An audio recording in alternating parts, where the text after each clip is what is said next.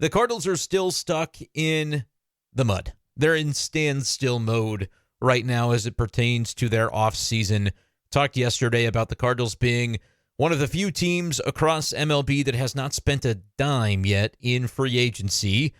Cardinals have decluttered their roster and their payroll in particular a little bit. It's not to say that guys like Paul Goldschmidt or Clutter or Lance Lynn or Kyle Gibson, but from a payroll standpoint, the Cardinals have trimmed.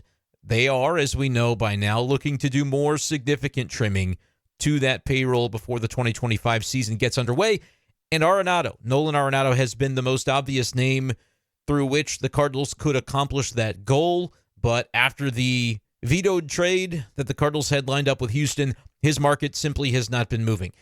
Is there one aspect of this that we neglected to talk about yesterday, and so I wanted to dive a little bit into it today, that could propel the Cardinals into either the action that will get Arenado somewhere else, which is going to propel the Cardinals offseason forward, or could this other move be the thing that needs to happen for the Cardinals to realize, yes, the Arenado to Boston thing doesn't have any legs, and in fact, that's the last chair in this game of musical chairs that we were hoping to play. There is nowhere else for Arenado to go reasonably, and so rather than continue to wait out the clock, we may need to get started on alternatives. I wonder if the Cardinals maybe would make that decision rather than just sort of waiting for the market to play out, if this one move should happen in the next couple of days. We'll get into that on today's episode of B-Schaeff Daily. Make sure you guys are subscribed to the YouTube channel or following B-Schaeff Daily on Spotify or Apple Podcasts.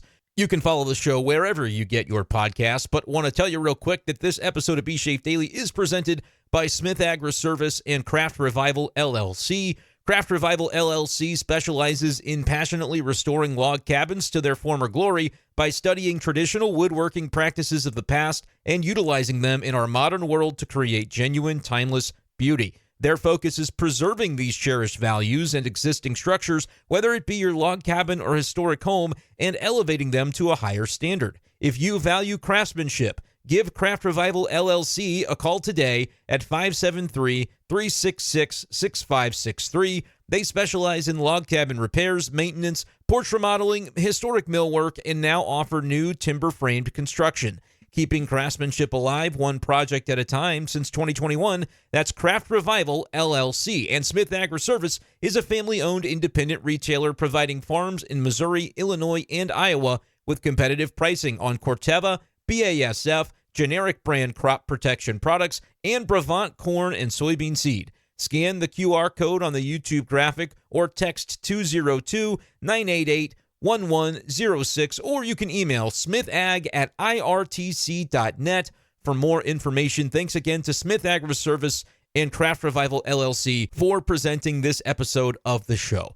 Let's talk about the one move that I neglected to talk about yesterday. I think it's an important aspect of this Arenado saga, and regardless of the way that it might play out, I think it would be the thing that could propel the Cardinals forward in one direction or another. It could either lead to the Cardinals ultimately having a stronger dialogue with the Boston Red Sox, where the Red Sox are maybe a little bit more willing to engage than they might be at this exact moment in time if they're preoccupied with something else. Or it could be the thing that the Cardinals realize, the door has been closed based on the maneuvering the Red Sox have made, and Arenado to Boston is very plainly not going to happen. And I'm talking about Alex Bregman. He's a marquee free agent third baseman that exists on the market still to this day, has not signed with a new team. Obviously, we talked earlier in the offseason about the nixed deal between Arenado and the Astros, or I should say between the Cardinals and the Astros, that involved Arenado, where he said, I don't want to accept that deal, at least not right now.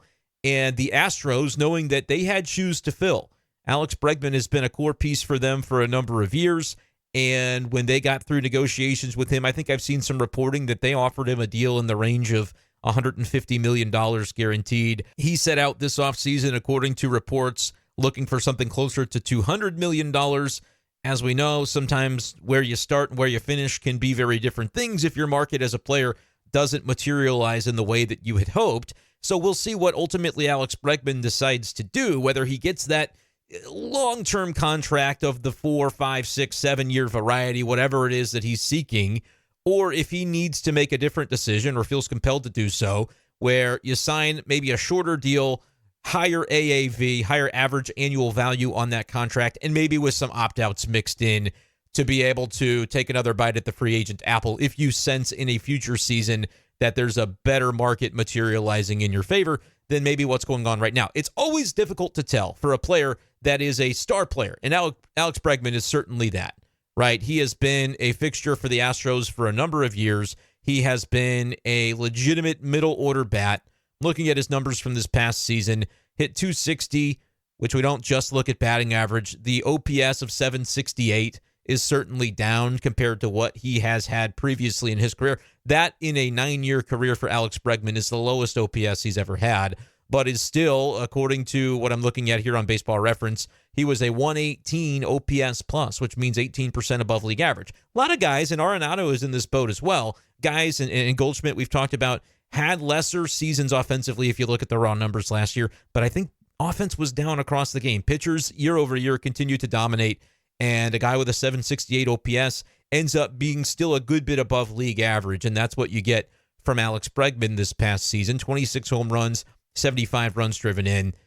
Astros have decided to go in a different direction. They signed Christian Walker to a $50 million contract. Remember, Arenado was basically going to receive from the Astros a similar amount in terms of the money that they would have been responsible for in the veto deal that Arenado would have been sent to Houston under, right? Between the Cardinals and the Astros, the Cardinals would have paid, according to reports, a portion of that salary that would have left Houston in the range of, over the next 3 years, between like 50 and 60 million, if I'm recalling correctly. So that was clearly the Astros move to say, Bregman, we offer you this, you're looking for more. They're kind of checking through their list and moving down from plan A to plan B to plan C and so on. I think for the Astros, Alex Bregman was either plan A, and they were disappointed that he didn't accept the offer that they sent him of, 150 some odd million, whatever it was, according to, I want to say that was Bob Nightingale that I recently read, but I could be mistaken on exactly where I saw that. Apologies for whoever had that.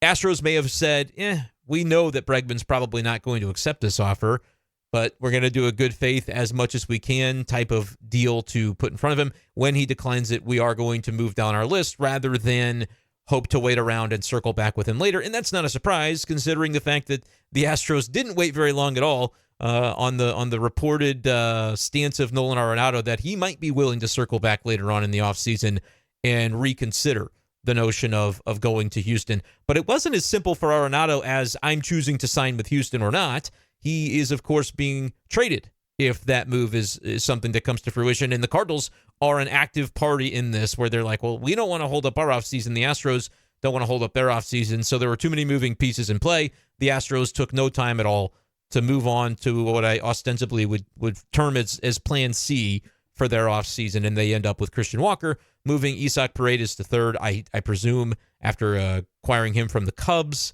when they traded Kyle Tucker over. So the Astros are moving and shaking. They are not waiting around, and that is why Alex Bregman still remains on the market.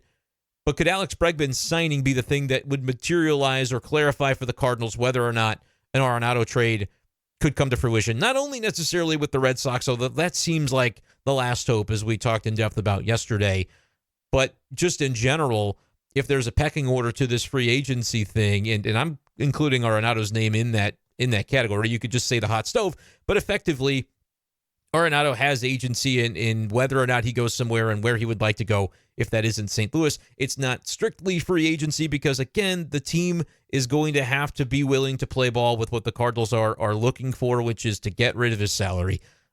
There would be a player, as I've said, that would or a prospect that would come back to St. Louis in the deal, maybe multiple names, but that wouldn't be the point to fixate on when it comes to the terms of any trade involving Arenado. The point to fixate on would be how much money do the Cardinals have to eat. From the fan perspective, you don't care, you shouldn't care. I'm telling you, that's how the Cardinals are viewing it. That's the whole motivation for them behind this, as we have discussed at length. So it's a situation where if Bregman goes to Boston, for example, and that happens soon, all the better, I think, for the Cardinals, because then they'll at least know they'll at least know that, okay, it was reported out, however it got out, that Arenado would be willing to waive the no trade with Boston. I assume at this point the Cardinals have had at least some cursory conversations with the Red Sox. I don't know that for certain, nor do I know the extent of any talks that would have taken place at this point. But you just have to understand, when you read things like the Cardinals and Red Sox have talked, let's say that gets reported out in a way that I haven't really seen anything firm in terms of the negotiations that may be happening. We've seen more about Arenado would be willing to waive the no trade to go there. We've seen, hey, the Red Sox want to potentially float Tristan Casas, out in the market and potentially move on from him. And that's really been the extent of it. So, again, when we talked about the interview that Mo gave on KMOX with Tom Ackerman, we talked about this on Tuesday's show, and this was an interview that took place, I believe, on Sunday on Sports on a Sunday Morning, which was linked. We linked that interview in yesterday's podcast. That was kind of the sense that tepid would be the description of the temperature of any Arenado talks at this point, and that might be tepid at best. There just hasn't been a lot of smoke to that fire, and maybe no fire burning at all. The Cardinals have just kind of been waiting around. But in fairness, if there's a name like Bregman on the market where there are fewer obstacles in the way of getting a deal done with him rather than Arenado, whether you think Bregman or Arenado is going to have the better 2025 season or even the next 3 years, if that's something that you take into consideration, because that's the length remaining on Arenado's deal. Bregman presumably would sign a multi-year contract, 3, 4, 5, 6, 7, 8 years, whatever that ends up being. Bregman is the younger player at this point, just turned 30 in March, so he'll turn 31 this coming March. But Arenado, a couple years beyond that, I'll make sure I have the exact age, 33, so he'll turn 34 in April. So a few years separating Alex Bregman and Arenado. So if you're projecting out the next 3 to 5 years, as a team, you might be more inclined to go and place your bets on Alex Bregman if it's more of a 5-year plan. If you're only looking for the next 3 years, I think it might be debatable, because I think Arenado does and would continue to bring more to the position defensively than Bregman. Not intimately familiar with Bregman's defense, but we know that that's something that Arenado stands above quite a few of the third basemen in Major League Baseball in the category. Just quickly looking over the numbers defensively for Bregman, and they're solid. He looks to be certainly a plus defender at third. Some years goes in the negative on defensive run saved, but the last 2 years in particular, I mean, he's been pretty good. 5 and 6 defensive runs saved to the good, and a lot of that, all of that, the last 2 seasons coming at third base. So definitely a good defensive third baseman. I guess I should say, like, in making sure I'm being accurate and fair to Bregman, I wonder what the defensive runs saved for Arenado are. I'm just, as we go here, I sometimes end up looking up some of this information so I can make sure it's quality. And we know the last 2 years Arenado has not been maybe his peak self defensively at third base. Last season, 2024, Arenado with a 6 defensive runs saved to the good. So that ends up being identical to what Bregman did. And in fact, 2023, Arenado was lesser, had his worst defensive season of his career. It was the year in 2023 that snapped the 10 straight Gold Glove wins for Arenado at third base. And he was only a 1 to the good on defensive runs saved that year. Previously, though, it was 19, 6, 13, 23, 12, 17, 13, 22, 12, 18. Like, the defensive runs saved numbers by Arenado throughout his career have been head and shoulders above Bregman, but at this point, Bregman seems to have leveled out defensively with a couple of good seasons in a row. Arenado, maybe, is he on a decline, a downturn, or is it just a one bad year mixed in? Because even a +6 this past year by Arenado, still very good defensively. So on that front, the whole point I'm trying to make here is as a team that's in need or looking in the market for a third baseman, would you start with Bregman or would you start with Arenado? Comparing them as players, defensively, even if you wanted to call it a wash, that's fine. Offensively, although I would take Arenado personally. Offensively, I think there's an argument to be made for either in 2025. Arenado's slightly lesser in terms of his numbers this past season, but it was a decline type of year for Bregman as well. Arenado, though, was below the Bregman numbers. I think I said 768 OPS for Bregman. It was only 719 for Arenado, which was a 101 OPS plus. Reiterating, Bregman was a 118, I think I said. So certainly last year was more productive for Bregman, but Arenado, as recently as 2022, was a top 3 finisher in the MVP vote in the National League with an 891 OPS, From Bregman's side, he hasn't had an OPS of 891 or better since it's been a while, since 2019, but he's been pretty consistently between that 770 and that 820 range the last 5 years. He has not fallen outside of between 768 and 820. He's been in that range with 3 of the 5 being above 800 in terms of OPS. So however you want to mark it out, more consistency from Bregman. Arenado has had the peaks and valleys. I might even be inclined to make my bet on Arenado offensively this next year, but I think it also would depend on landing spot, hitting in, half of your games at Minute Maid Park or whatever they call it now in Houston versus Busch Stadium. I think I would say a little easier to hit in Houston compared to the situation, the jet stream and everything that we talk about that I'm sure a little bit has frustrated Arenado during his time with the Cardinals, but he would be far from alone. You can think of guys like Matt Carpenter. You can think of other players who we have seen hit balls to the wall in the warning track and in other parks. Those are probably home runs. That might be an aspect of things that have kind of harmed Arenado's numbers specifically the last couple of seasons. But nevertheless, even if you had a preference for Arenado based on the stats or based on your projections, it would be slight relative to Bregman. And the factor that would make Bregman, I think, the first guy that has to hit, and that makes him the much more attractive piece at this point in time, all things considered, including contract situation and the fact that Arenado is currently under one, and you have to negotiate with a team in addition to a player, making sure the player wants to come to your city and the Cardinals have to be involved. Bregman is easily, I think, the player that has to move before Arenado can. He's the domino Alex Bregman is that has to drop before I think the Cardinals can move on with trying to pursue something for Arenado. I don't know that there's another player on the market at this point at that position that I would necessarily say that about. I think Arenado and his situation would be second in line, but I think Bregman's comes first.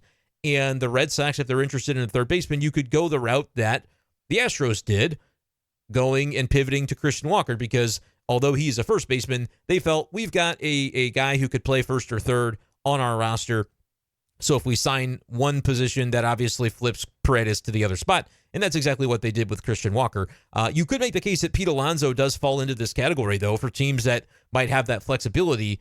I'm not exactly sure I would classify the Red Sox, though, in that group, because as we're looking at it now, yes, they've talked about Tristan Casas as potentially being somebody that they would like to move. And when I say talk about, of course, I mean that has been just rumored, reported, discussed in the ether, but not the Red Sox coming out and saying, hey, we want to trade this player. That's what the Cardinals did with Arenado. They said it on the record. They said it out public. And that's why that's like the edict they gave. And so we've been talking about it ad nauseum the rest of the offseason because it was clearly the thing that they were looking to accomplish. And we just haven't seen it happen yet. Through the fallout of the Houston trade failing. That was the deal that I think the Cardinals felt pretty good about and were going to be able to move on with their lives and everybody could move forward with the rest of the things that they wanted to accomplish this offseason. It was blocked. It was not something that was going to be revisited down the road very clearly based on the Astros' actions. So the Cardinals have just been in limbo. Maybe they've been waiting for this to come to fruition, the potential of an Alex Bregman signing. How soon could that happen? And by the way, with Casas, I got into that a little bit. Red Sox looking to move him potentially. Okay, that's fine. He's a first baseman. He hasn't played any third base. And you have elsewhere on the Boston roster, the Rafael Devers situation permeating as to, okay, exactly how many years do we want to continue down this road with Devers playing significant time at third? Or is this a good opportunity with multiple? Maybe it's a plan B, a plan C, however far down the list they are at this point. Maybe they were going after Juan Soto and they would have reorganized the infield differently had they landed him, etc. But Boston, as we know it now, is looking at that third base spot. And Rafael Devers, who is one of the best hitters in baseball, has been banged up at times. I think has been dealing on and off with a shoulder. Does that compromise his hitting? Are they getting the most out of his most important asset being a big-time bat in their lineup if they continue to trot him out defensively at third? Is that harming the great strength of his game offensively because he's either not available for as many games, played 130 starts this past season as opposed to 149 the year before that, so missed a little bit of time? Would they rather him just be a full-time DH? Is it something that would be better for their team? get a third baseman who's above average defensive guy, whereas Devers -9 defensive run saved last year, -9 in 2023, has not had a plus season at third base defensively in his entire career back since he was a 20-year-old in 2017. He's always been a minus, and I'm only looking at defensive run saved, but I just think at times when we try to get too deep into the nitty-gritty on the defensive stats, it can kind of bore people to tears. So just saying, defensive run saved, it's been a negative every single year. It would make sense for the Red Sox to want to maybe shift his position, whether it's to first base, say they unload Casas, and that opens up first base for Devers to play. I always caution and say just because a guy is a lumbering oaf at third doesn't mean he's automatically going to be a great first baseman. That was a little bit tongue-in-cheek. I don't mean that with Devers. I actually like Devers a lot. And for those who play fantasy baseball, he has been a fixture for me for a long, long, long time. I think he is one of the most underrated hitters in Major League Baseball year over year because he just every single time continues to put up big numbers and maybe doesn't get mentioned the way that he should in that category of elite superstars at the very upper echelon of the game. But I think offensively, Devers certainly belongs in that conversation. But the question would be for the Red Sox, like, do they want to make now the moment where Devers is getting a little bit older, but he's still sub 30 years old. He doesn't turn 29 years old until October, so just recently turned 28. That's not necessarily the pivot point to switch a guy's position to make the career longevity thing happen, but in some cases it can be if the guy's just not a plus at third and you have a chance to get a plus at third and you've got the payroll maneuvering and the budget to do it, then maybe this is the time that makes sense. And if they can't unload Tristan Casas, then okay, they just need to make other arrangements to devote full-time DH duties to Rafael Devers. Some American League teams, I think, are more open to that than National League teams because the people running those teams have maybe been more, familiarized with, it's been a handful of years or however long it's been now that the DH has been a factor in the NL. But it's just one of those things that I feel like I always think of it in terms of the Cardinals. They don't want to just have one guy be the DH. They want to have roster flexibility, maneuverability, to have everybody on their team at least have a position that they can play that's going to be a starter so that they can cycle that DH and give guys rest days, etc. What does Boston want to do there? I did see it was discussed by some local Boston media, and then there was, I don't know if you'd even call it a brouhaha, there was just a little social media activity of note that Devers liked a clip of some Boston media guys saying that Bregman should be the third baseman the Sox go after and that Devers should be the DH. I believe Section 10 podcast is the name of the podcast that was discussing it. So Jared Carabas, I apologize if I'm saying that incorrectly, and Steve Perot, again, if I'm messing up these names, but those guys are obviously big-time Boston-based podcasters and media folks. So they talk about, hey, we think Bregman should be the guy the Cardinals go after, and you should go with Devers as the DH. Devers liking that post can mean one of two things. It could mean, I agree with you guys, and I would love to see a guy like Bregman, or even if it ends up being Arenado, as a Red Sox, makes the team better, and maybe takes some stuff off my plate where I can just focus on hitting. Or maybe, Devers likes it because he's using that as fuel and motivation because it kind of pissed him off and he doesn't want to be viewed as just a DH. He takes pride in his defense. I don't know which one it is. I'm not intimately familiar enough with the Boston Red Sox to know the personality of Devers and why he may have liked that Instagram post or the reel, as it were. But that's just a little bit of a side conversation that's interesting with this. Like, as we've talked about throughout the offseason with Arenado, you don't want, or Arenado did not want to position himself, in my opinion, as somebody who was going to come in and take somebody's job that valued it, right? When we talked about could the Padres be an option, well, maybe that's why the whole notion of Arenado is willing to play another position comes out into the ether when it did, because Arenado wouldn't want to be the guy where it looks like he's trying to force his way to the Padres, where they've got Manny Machado sitting there as their incumbent third baseman, who's a great player. This could fall under that just from the other side of the coin, where it's like the Red Sox, they might want to make this move to improve their team, whether it's trading for Arenado or signing a guy like Alex Bregman in free agency, but they don't want to, get sideways with their own superstar player, Rafael Devers. So I don't really know if that's something that could be a factor in this. Ultimately, kind of like with the Cardinals and Wilson Contreras, they said, it's not that we think you're a terrible catcher. We just have these other guys. We don't have a first baseman. We're trying to trim payroll. The way you could make yourself the most valuable to us now and moving forward is to maybe be willing to switch positions. And based on everything we know publicly, Wilson Contreras said, "Yep, I'm that guy. I don't have to be like super thrilled about it. I certainly take pride in being a catcher. If I had to guess, that's how Willie feels. But it is what it is. He wants to be a Cardinal, and so he's willing to play ball and do what the team needs him to do. I don't know what the situation is with Devers. I don't know if that's going to impact the Red Sox willingness to make a move. I don't know if potentially you would look for the Casas trade to have to happen in order for the Red Sox to pursue a Bregman or to pursue an Arenado, excuse me. I hardly ever say that wrong, but it is Arenado, not Arenado. Anyhow, another wrinkle to this, as we talked about yesterday, is that the Red Sox are supposedly looking for young pitching in exchange for Casas. The Cardinals are looking to get rid of their de facto Casas replacement that they could offer the Red Sox. You move Devers to first, you move Arenado to third.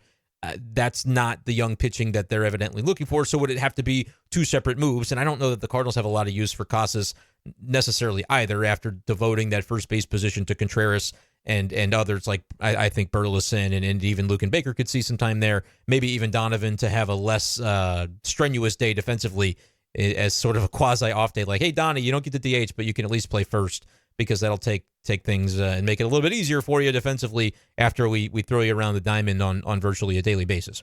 All of that is kind of swirling, right? The Bregman thing, at least most recently, has not been linked to Boston as tightly. We're seeing like Bob Nightingale reporting the Blue Jays are potentially a spot that Bregman could land, and whether or not that's something that he wants to do, that's very far along in the process, who necessarily knows. But the Blue Jays haven't had a super active offseason and could be looking to make a splash. They're a team that always is looking to have a little bit more thump in their lineup and typically do have a good lineup. And could it be a case where with Vladimir Guerrero Jr.'s potential free agency pending, I think a year from now, would you like to lock up a guy like Bregman in case something should happen with Vladdy, so you still have a big bat in that lineup? Like, I think the Blue Jays should do everything they can to re-sign and retain Vladimir Guerrero Jr. before he gets to free agency. But when you're that close and you're that big of a name and a superstar, and you see what Juan Soto ends up getting, sometimes a team that may want to sign a player doesn't get to sign that player if that player doesn't want to sign. They might prefer to say, I've never had the chance to go to the open market, and I'm about at the top of my game, or I'm at the age where I feel like the market's going to be very kind to me. So he may not, be as open-minded to signing early with the Blue Jays, even for a number that ostensibly could be completely absurd and ridiculously high. So we'll see what ends up happening with that. But I think if Bregman should sign with, say, the Blue Jays, or would sign potentially with the Tigers, is another team that's been floated out there, that could be the thing that at least clarifies for the Cardinals. Okay, did he sign with Boston? No. Boston, how willing are you to blow this up a little bit and start moving chess pieces on the board? You put Devers to first or DH. You do the Casas thing on your own if that's not something that the Cardinals want to be involved in. You go off and do that. That's something that they should be able to manage. They might not get the young pitcher of their dreams in exchange, but I do think that there's a case where Casas shouldn't be all too difficult to unload. A player with team control remaining who's young and still has some upside, I think, attached to him. So that could be an avenue for the Cardinals to be able to move in once Bregman signs. If he does sign with Boston, I think it's almost 90+% that Arenado ends up staying with the Cardinals. And right now, I would even think I'm slightly inched above 50% on that line, because the only semblance of a possibility that we have at this point is seeing this Boston thing play out. Maybe something else comes to fruition, but everything from like the names and the teams that we talked about at the beginning of the winter. All right, the Dodgers are committed to Max Muncy. They don't want to move anything as far as that is concerned. The Padres obviously have Machado, and there's been no real rumblings other than I could make the Schilt connection and say that would make sense, and I'm sure Schilty would welcome him. But they've got all their situation that they're dealing with as well, so that's probably not an option. The Yankees, like, they signed Goldie, but how much more maneuvering is going to happen there? And how much of the money are they going to take on? Because remember, that's a part of this that the Cardinals are going to be insistent upon. They're not going to move Arenado just to move him. But if it's a case where Arenado is still sitting out there and the Cardinals haven't found a partner, and the Red Sox signed Bregman, and there's truly no other clear options that Arenado is willing to go to, you're going to see Arenado on this team next year. And at that point, the Cardinals may start to trade pitching to get down to whatever number that they feel they need to get down to as far as payroll. I think Matz is the guy that they might most like to move, just based on when you plot out the rotation in your head. He's always kind of in that sixth spot where you go, well, yes, we've seen some good moments from Matz before, but if you're trying to get reliability And the main focus really is finding out about guys for the future in 2025. Matz is really neither of those categories. So to be able to kind of shuffle him off and save a little bit of money as a result, I think is in their interest. I just truly don't know the degree to which teams are going to be willing to pay money to Steven Matz to pitch for their teams in 2025. I think he's owed around $11 million. If the Cardinals pay, is it worth it to the Cardinals to pay 6 of that and have another team pay 5? I'd say absolutely in their minds. And this is just me speculating, but I'm trying to read the tea leaves. Would they want to pay $7 million to have him go away? Somebody else picks up 3 or 4. I still think they might be willing to do that, maybe begrudgingly. But if you're talking about kind of pinching pennies to that level, especially if it's all in the name of trying to make room for a Kyle Gibson to bring back, because he would represent reliability in that rotation for a team that on the field is still going to try to win games and do as best as they can. But whether that's accomplishable based on the payroll and the other ramifications of this offseason remain to be seen. The bullpen is definitely a question mark at this point. Might just have to throw some names at that as you get some non-roster invites to spring and hope that you build up a stockpile to be able to weather the injuries that inevitably mount on the pitching side throughout a season. Maybe that's part of the reason you keep a Steven Matz, because you say, we just maybe might need the arms, and he could be a bullpen arm because he's already on the payroll, so we'll give him a job to do. And maybe that's the way that they approach it. I just don't know, how far would it have to go for the Cardinals to really, they're just trying to move the roster spot, save a little bit of money. If another team only wants to pay $3 million to Matz, would the Cardinals pick up the rest of it just to give him a spot to land and be able to proceed from there? I don't really know if that's their appetite, and it might be, right? We'll have to wait and see, but I don't think that's how they would view it, like an Eric Fetty. Again, they just acquired this guy. I know that everybody on social media is looking at it and saying, all right, the Cardinals aren't really looking and aiming to contend this year. That means anybody on an expiring contract should be, you should be getting max value for those players and trading them now. That's not how the Cardinals, and I know people are going to be frustrated by that. They're going to be frustrated by kind of being half in, half out. The Cardinals want to be half in, half out. They want to leave the door open to put together a capable enough roster at the beginning of the season that they might accidentally win 85 or 90 games. And I say accidentally as sort of a sarcastic comment, but that, they want to leave that in the range of outcomes. And you start trading away a Fetty and a Helsley and other pitchers that you're maybe on paper going to be relying upon, at least the way we look at the roster today on the 8th of January, that margin it becomes more narrow for them to be able to accomplish a hypothetical 85 to 90 win season that sneaks them into the playoffs with a wild card or somehow a divisional championship in a down year for the Central if one should come to fruition again in 2025.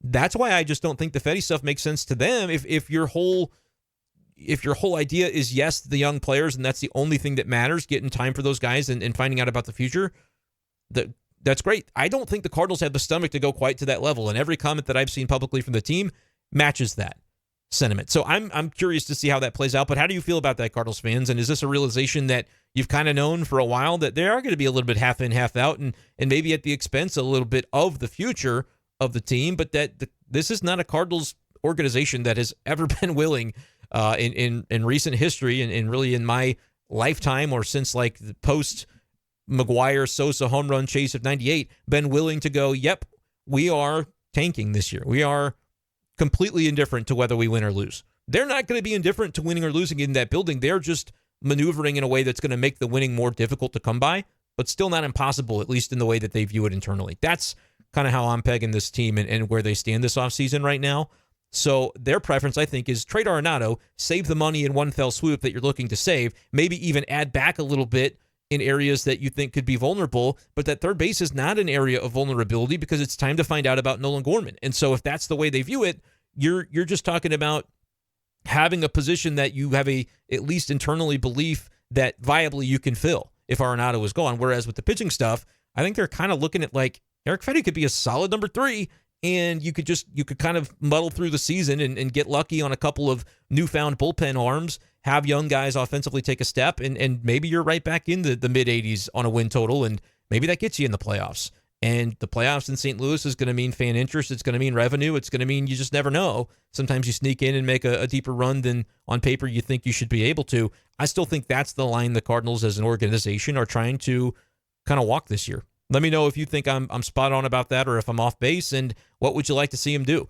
Lots more Cardinals content to come throughout the offseason. Appreciate you guys, of course, for continuing to stay tuned and listening and supporting the channel. Thank you to the folks. I see it every day. A lot of guys and gals that are channel members on the YouTube channel, and they end up, maybe lapsing or whatever, and then they say, oh, I want to continue to support. And I think that is incredibly meaningful from guys like Ken Roberts, Debbie Pratt, Lucas Croxdale, folks who maybe lapsed, but they said, I want to rejoin. I want to stay supporting the B-Schaeff Daily Gang. So thank you guys so much for doing that, for those who are still in the membership. And hopefully you get your money's worth as we continue into a new year of Cardinals baseball. I'm not saying this is a team that's going to go to the World Series this year, but it is one of those deals that I think will still be able to provide you a lot of value if you continue supporting. So thank you guys who are doing that. Thank you to Smith Agri-Service and Revival LLC for supporting today's episode. Make sure you check down below for all the information on those two great companies, and we will talk to you next time on B-Schaeff Daily.